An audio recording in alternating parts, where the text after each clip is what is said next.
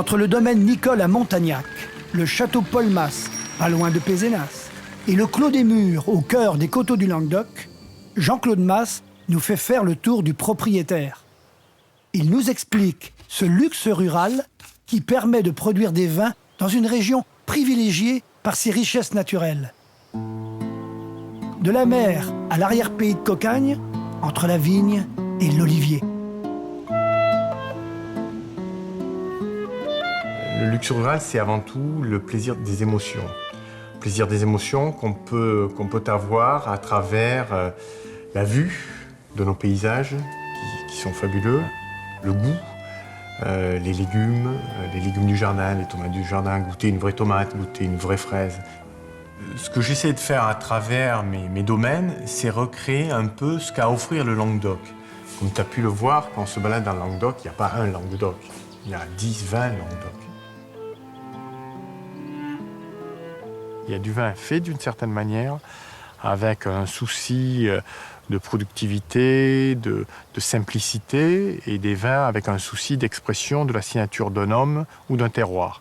Moi, bien qu'en produisant des vins dans des quantités assez importantes, je me positionne plus sur la définition d'un vin qui représente la signature d'un homme et d'un terroir. La vallée de l'Hérault est un Eldorado pour les vins les plus fins. Une légende raconte que le soir venu, Vinus le héron, emblématique oiseau de ces terres de paradis, au goujon de la rivière, préférait les syrahs, merlots et vionniers que donnent ces coteaux ensoleillés d'un unique terroir riche de mille fossiles. C'est la description un peu du terroir de Nicole à travers une fable. Alors voilà une mosaïque faite de manière traditionnelle.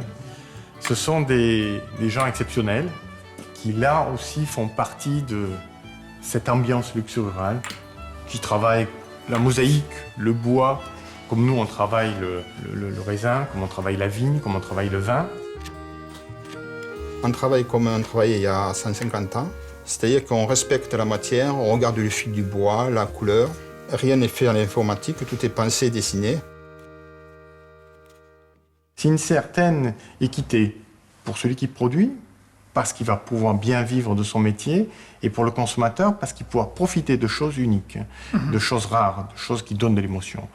Et c'est cet équilibre que nous recherchons.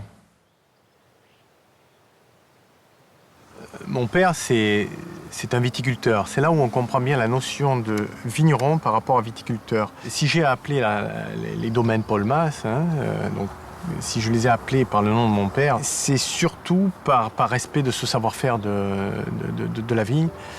Et il faut savoir une chose, que c'est la vigne qui dicte tout. Les bons raisins font les bons vins. Il y a un nom quand même que les Québécois commencent à bien connaître, c'est le fameux arrogant.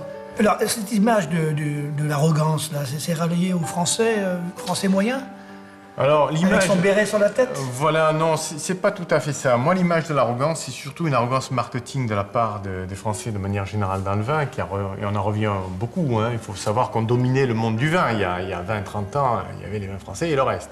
Aujourd'hui, les vins français ne sont devenus qu'une partie du reste du vin, sachant que le Nouveau Monde nous a pris énormément de parts de marché.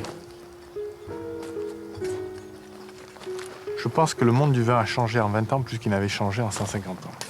Sachant que l'une des clés dans notre métier, c'est la maîtrise de 5 métiers principaux, que sont la vigne, la vinification, l'élevage et l'assemblage, qui est le travail du styliste, l'embouteillage, et après le marketing. Donc je pense que le Nouveau Monde nous a dit, voilà, nous on fait du vin, vous voyez, on le vend, et on fait des vins très bien, mais on maîtrise ces 5 métiers. Vous êtes souvent sur un plutôt que sur l'autre en croyant que c'est l'essentiel. On va dire, on parlait de mon père plus tôt, lui il pensait que c'est que la viticulture. Or non, la viticulture est liée à la vinification, qui elle est liée à l'élevage et à l'assemblage, qui eux sont liés à l'embouteillage, et pour finir au marketing. Et je crois que pour la première fois depuis peu d'années, on va dire de mois, on a compris que en Languedoc, on peut avoir une stratégie. Des vins d'appellation qui respectent le terroir et la signature de l'homme qui les fait. Et je crois que ça impacte un peu toutes les régions de France d'une manière ou d'une autre. Et même d'Italie, et même d'Espagne. pays traditionnellement ancien monde. Je ne savais pas qu'un jour j'allais me vautrer dans ce luxe rural à bicyclette.